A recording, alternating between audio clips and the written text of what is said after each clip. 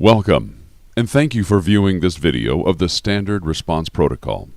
Glendora Unified School District has adopted an emergency response protocol that is consistent throughout the entire district. This video will go over the actions both staff and students will take in the event of an emergency.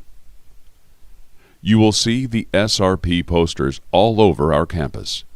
The posters will include the basic information of what to do in the event of the 4 types of emergencies that could occur. You have probably noticed these 4 distinct icons. Schools across the country are adopting a standard to enhance student and staff safety during an incident or emergency. And it's based on 4 actions that we take during a critical incident: lockout, lockdown, evacuate, and shelter. Each action is followed by a directive. There will be an announcement that follows specific language and directions when an SRP action is initiated.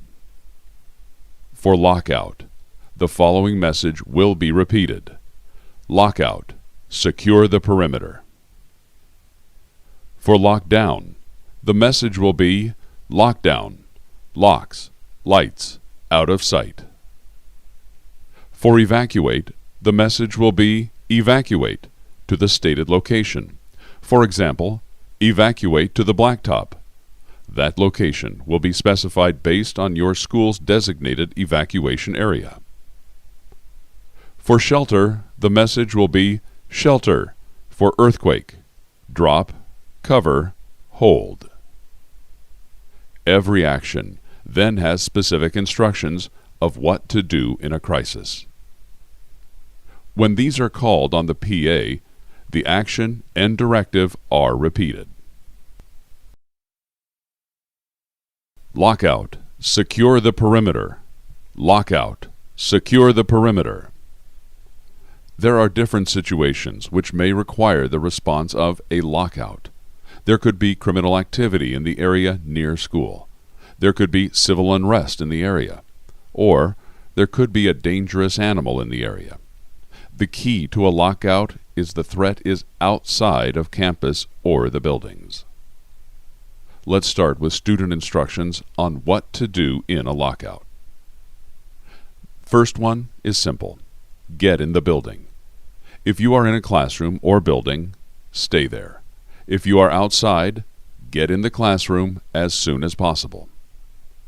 If a lockout lasts into recess or lunch, no one in or out. So we're staying in the building. Same thing is true at the end of the school day. Let's look at what a teacher should do during a lockout. Bring everyone inside. Make sure all exterior doors are locked.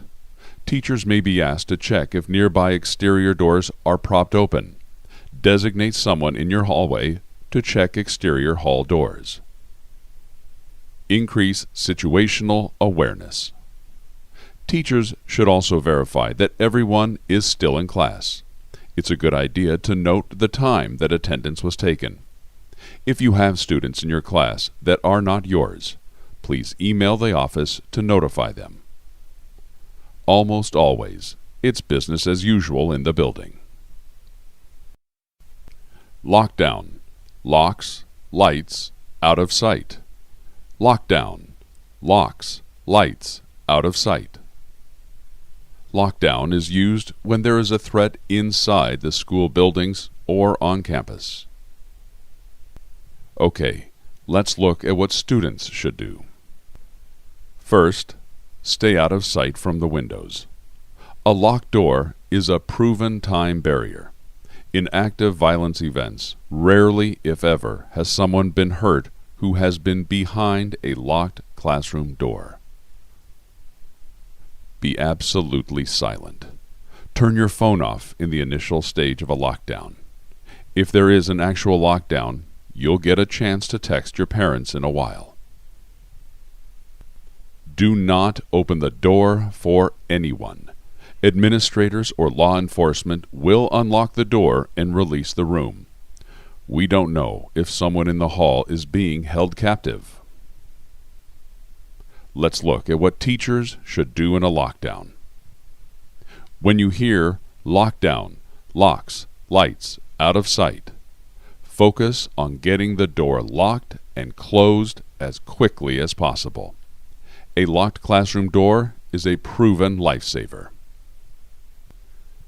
Turn out the lights. The goal is to get out of sight, behind a locked door, as quickly as possible. Leave at least one interior hallway door window uncovered if possible.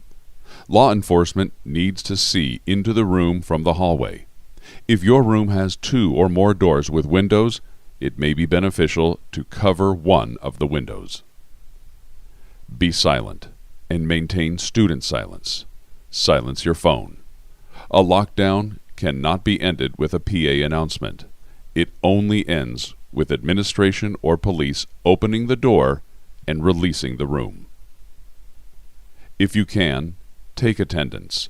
Note if you have missing students or extra students swept from the hall. Note the time. You probably won't need to do anything with the roster at this point, but we're creating a chain of custody, and this will be useful over the life cycle of the event. What's the difference between a lockout and a lockdown? Lockout is when the threat is outside of the main campus. Lockdown is when there is a threat on campus. After securing the perimeter, lockout is business as usual. Lockdown is locks, lights, and out of sight. What if you're outside? If you're outside and a lockdown is called, do not go back into the building. Rather, go to a safe location. In the event that students are far from a building, staff will need to assess the situation to determine if it is safer to proceed onto campus or to evacuate to a safer location. What if the fire alarm sounds? Stay in the classroom, unless you see fire or if smoke is filling your classroom. If you must evacuate due to a fire or smoke, the hallway may not be your best option.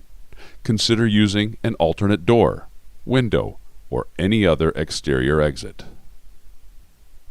Can we text our parents? In the time immediately after a lockdown is called, remain silent. Silence your phone. As the event evolves, you'll be given an opportunity to text your parents. That was locked down. Okay, now let's talk about evacuate.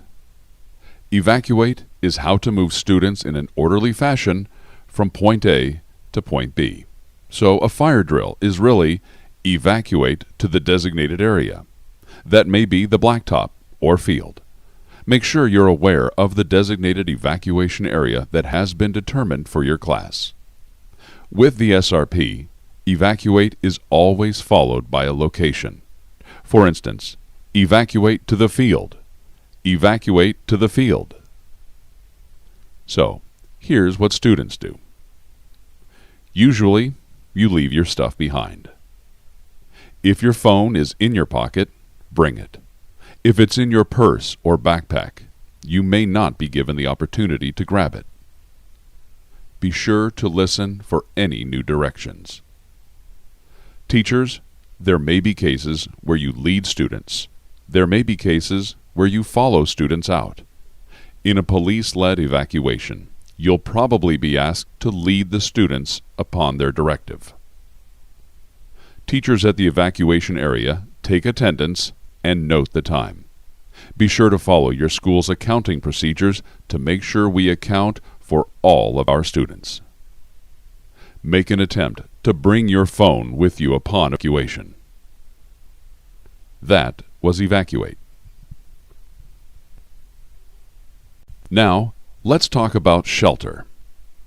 You will hear the PA announcement, shelter for a specific hazard, followed by a specific safety strategy. So, what's a hazard? Something dangerous. It could be environmental, like an earthquake. It might be something like a chemical spill nearby. Your safety strategy is what you do in response to the hazard. For example, in the event of an earthquake, the message would be, shelter for earthquake, drop, cover, and hold. Shelter for earthquake, drop, cover, and hold. The earthquake is the hazard, while drop, cover, and hold is the specific safety strategy in the event of an earthquake. For a hazmat risk, we would seal the room by taping plastic around the doors, vents, and windows. During a hazard, listen for instructions. The situation may be constantly changing. Always be prepared for the unexpected. Also note that shelter may be followed by a directive for evacuation, if and when it is safe to do so. During a shelter event, teachers should try to take attendance and note the time. That was shelter. Those are the actions, directives, and instructions for the Standard Response Protocol. That's what those icons mean. It's a shared understanding between students, staff, and first responders of what to do during any type of crisis or emergency here at school. A special thank you to the I Love You Guys Foundation for sharing these resources with school districts around the country.